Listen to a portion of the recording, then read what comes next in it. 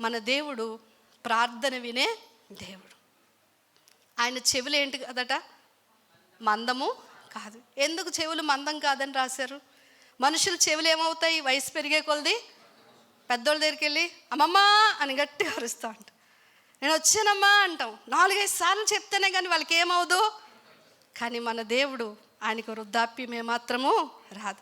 ఎబ్బేజు ప్రార్థన విన్న దేవుడు మన ప్రార్థన కూడా వింటున్నాడు. దేవునికి అందుకంటే నా చెవులు మందము కాదు. దేవుడు కూడా మన ప్రార్థన వింటలేనట్లుగా మన పక్కోళ్ళన్నీ పొందుకుంటూ ఉంటే నేను ఆత్మ సంబంధమైన వాటి కోసం ప్రార్థన చేస్తున్నాను, నేను ఇంతగా దేవుని సన్నిధిలో ఇంత బలమైన ప్రార్థన చేస్తున్నాను, నేను అడిగేది విలువైనదే, కానీ దేవుడు నాకు సమాధానం ఇవ్వట్లేదు. వాళ్ళు అది సంపాదించుకున్నారు, వీళ్ళు ఇది సంపాదించుకున్నారు, వాళ్ళు అలాగున్నారు అని మనం అనుకుంటాం. దేవుడు మన ప్రార్థన తప్పక వినే దేవుడు. ఏ ప్రార్థన కూడా త్రోసివేయడండి. ఎబ్బేజు గురించి ఇక్కడ రాయబడిన మాట, ఇశ్రాయేలీయుల దేవుని గురించి అతను నిజంగా పొందుకున్నాడండి. యెహోవా అతనికి అది అనుగ్రహించాడు.